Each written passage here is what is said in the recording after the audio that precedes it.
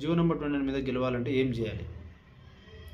ఆబ్వియస్గా మనము తెలంగాణలో జియో నెంబర్ 29 మీద మనము ఆ రోజున ఎగ్జామ్ ముందు సెక్రటరీ ముట్టడి చేసినాం, కొన్ని వేల మంది మిలియన్ మార్చ్ చేసినాం. అలాంటి మూమెంట్ అయితే మళ్ళీ మనం చేయలేం. పాయింట్ నెంబర్ 1 చేయలేం. కాబట్టి ఒకవేళ అలా చేసినా కూడా ఒకరోజు చేస్తాం, రెండో రోజు మనల్ని ఎక్కడికక్కడ మొత్తం 144 సెక్షన్ వేస్తారు, హాస్టల్ నుంచి బయట రానియకుండా చేస్తారు. కాబట్టి ఇక్కడ చేస్తే మనం సక్సెస్ కాము. కేవలం ఫైట్ చేస్తేనో సక్సెస్ కాము, కేవలం సుప్రీంకోర్టులో కేసు వేసినంత మాత్రం సక్సెస్ కాలేము. కాబట్టి మనం ఏం చేయాలంటే జియో నెంబర్ 29 మీద మనం సక్సెస్ కావాలి అంటే ఒకటేసారి అన్ని దిక్కుల నుంచి మూమెంట్ చేయాలి.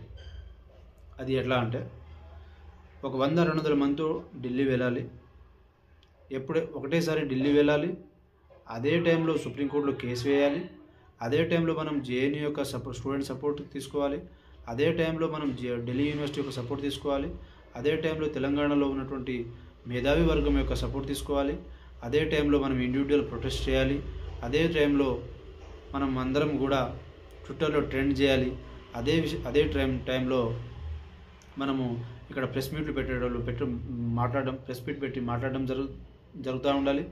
అదే టైంలో ఏకకాలంలోనే మనం అందరం కూడా దీని మీద ప్రొటెస్ట్ చేయటం, మాట్లాడడం, మేధావి వర్గం మాట్లాడడం, యూట్యూబ్ ఛానల్స్ అంతా దీని మీద ఫోకస్ చేసేలాగా డిస్కస్ చేయటం, ఇంటెలెక్చువల్స్ దీని మీద మాట్లాడడం, ప్రొఫెసర్లు, లెక్చరర్స్ వీళ్ళందరూ కూడా కోచింగ్ సెంటర్లో ఉన్నటువంటి వాళ్ళు కూడా అందరూ కూడా ఒకటేసారి మాట్లాడడం వల్ల అప్పుడు ఆ ఇష్యూ మీద ఏ స్థాయిలో ప్రెజర్ పడాలో ఆ స్థాయిలో ప్రెజర్ పడుతుంది. ఇది ఒకటి. రెండో విషయం ఏంటంటే ఢిల్లీ సాక్షిగా మనం 200 మంది మనము జస్ట్ కేవలం రిప్రజెంటేషన్ ఇవ్వడానికి ఆల్ ఇండియా కాంగ్రెస్ పార్టీ ఆఫీస్కి పోయినా కూడా అది నేషనల్ ఇష్యూ అవుతుంది. ఒకరోజు జంతర్ మంతర్ దగ్గర ధర్నా చేయాలి, ఇంకో రోజు ఏఐసీసీ పార్టీ ఆఫీస్కి రిప్రజెంటేషన్ ఇవ్వాలి, ఇంకో రోజు జేఎన్యూ సపోర్ట్ తీసుకోవడం కోసం మనం జేఎన్యూకి వెళ్ళాలి, ఇంకో రోజు ఢిల్లీ యూనివర్సిటీకి వెళ్ళాలి, ఇంకో రోజు అక్కడ తెలంగాణ భవన్లో ప్రెస్ మీట్ పెట్టడం జరగాలి, ఇంకో రోజు ఢిల్లీలో ప్రెస్ క్లబ్లో ఒక మీటింగ్ పెట్టడం జరగాలి. ఇలా అన్ని రకాలుగా ఒక వారం 10 రోజులు నేషనల్ మీడియా మనం 100-200 మంది మనం బయటకు వచ్చినామంటే నేషనల్ మీడియా మొత్తం మన వెనకాల పడుతుంది. మనం ఎక్కడ పోతే అక్కడ నేషనల్ మీడియా మన వెనకాల వస్తుంది. తెలంగాణలో ఉన్నట్టు మీడియా ఆడ ఉండదు. అక్కడ ఇంటర్నేషనల్ ఇష్యూ మొత్తం మన మీద ఫోకస్ అవుతుంది. ఇదంతా ఎందుకు ఫోకస్ అవుతుంది? 200 మంది పోయినందుకు కాదు. జియో నెంబర్ 29 అనేది ఎస్సీ ఎస్టీ బీసీలకు ఉన్నటువంటి హక్కులను హరించే ఒక జియో, రిజర్వేషన్ సంబంధించినటువంటి జియో. రిజర్వేషన్ జోలికి ఎవడో వచ్చినా కూడా వాళ్ళు ఏ స్థాయిలో కాన్సిక్వెన్స్ అనుభవించాలో ఇంతమంది అనుభవించినారు, ఇప్పుడు అనుభవిస్తారు, రాబోయే రోజులు కూడా అనుభవిస్తారు. కాబట్టి మనం ఢిల్లీలోనే ఈ మూమెంట్ చేయటం వల్ల అక్కడ మనకు బీజేపీ పార్టీకి ఉన్నట్టు 2 మీడియా ఉంటుంది మేజర్గా. ఒకటి Congress media, Congress national media, BJP national media ఉంటుంది. సో మనం కాంగ్రెస్ మీద ఫైట్ చేస్తున్నప్పుడు బీజేపీ మీడియా మనకు మొత్తం సపోర్ట్ చేయటం, అరే మరి రాహుల్ గాంధీ గారు మీరు రాజ్యాంగం మొత్తం నేనే ప్రొటెక్ట్ చేస్తున్నానంటూ మీరు మాట్లాడుతున్నారు కదా, మరి తెలంగాణలో తెలంగాణ నుంచి 200 మంది వచ్చినారయ్యా, మీ తెలంగాణలో లైబ్రరీలో ఉన్నటువంటి స్టూడెంట్స్ ఈ విధంగా కొట్టినారంట, లాఠీ చార్జీలు జరిగినాయి, ఈ విధంగా ప్రొటెస్టులు చేసినారు, వేల మంది మిలియన్ మార్చ్ చేసినారు. మరి మీరు ఉత్తరప్రదేశ్లో నిరుద్యోగులు బయటకు వచ్చినప్పుడు మీకు కనబడ్డారు, మరి మీకు బీహార్లో నిరుద్యోగులు బయటకు వచ్చినప్పుడు మీకు కనబడ్డారు. అలాంటి తెలంగాణలో నిరుద్యోగులు అన్ని వేల సంఖ్యలో బయటకు వచ్చినప్పుడు వాళ్ళ వీపుల మీద లాఠీ చార్జ్ జరిగినప్పుడు, ఆడపిల్లలను చూడకుండా కూడా మీరు కొట్టినప్పుడు మరి ఎక్కడ పోయిందండి మీ యొక్క మాట తీరు? మీరు ఎక్కడ పోయింది మీ యొక్క క్వశ్చన్ చేయడం అనేది?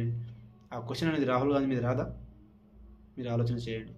ఆ విధంగా ప్రశ్నలు నేషనల్ మీడియా, దేశంలో ఉన్నటువంటి అన్ని పార్టీలు, మనం అక్కడ సిపిఎంని కలవచ్చు, సిపిఎంని కలవచ్చు, బీఎస్పీని కలవచ్చు, అన్ని పార్టీల సపోర్టుతో అన్ని పార్టీలను మనం కలవటం, దీని మీద దేశం మొత్తం దీని మీద చర్చ జరిగేలా మనం చేయొచ్చు.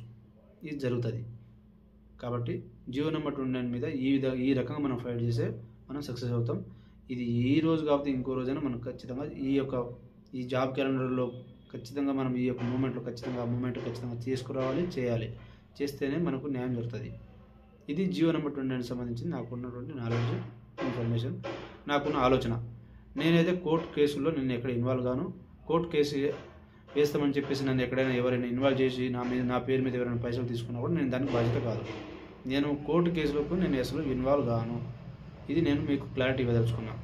ఇంకోటి ఏంటంటే, మీరు యొక్క కామెంట్ బాక్స్లో ఏదైనా మీకు ఇంకా దీనికంటే బెటర్ ఆలోచన ఉన్నా, రేపు జాబ్ క్యాలెండర్లో మనము గ్రూప్ 1 అభ్యర్థులకు న్యాయం జరగాలంటే ఏం చేయొచ్చు, ఎలాంటి డిమాండ్స్ పెట్టాలనేది కూడా మీరు కొంచెం దానిలో పెడితే నేను దాన్ని బట్టి ఆ జాబ్ క్యాలెండర్ మనం ఏమేమి డిమాండ్స్ పెట్టాలని చెప్పేసి నేను ఆ యొక్క అంశాన్ని కూడా దాన్ని పెట్టి దాని అన్ని గ్రూపులో మనం స్ప్రెడ్ చేస్తాం. సో జియో నెంబర్ 2 నేను విడిచిపెట్టలేదండి. జియో నెంబర్ 2 నేను మీద రైట్ టైం కోసం వెయిట్ చేస్తున్నా. ఇది నేను మీకు ఫైనల్గా చెప్పదలుచుకుంది. జై తెలంగాణ, జై హింద్.